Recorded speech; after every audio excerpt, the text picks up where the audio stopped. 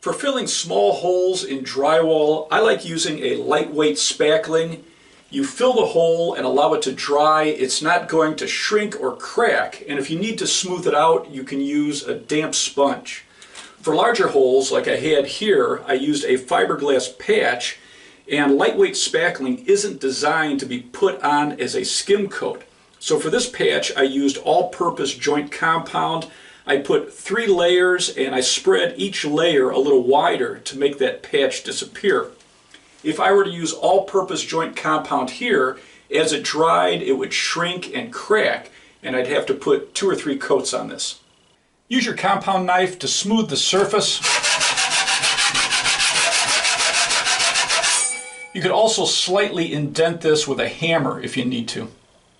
Fill your holes and smooth it to the surface. You want to remove all the excess, and you're not even going to have to sand. Check the instructions for the product you're using. This spackle, for example, can be painted in 30 minutes.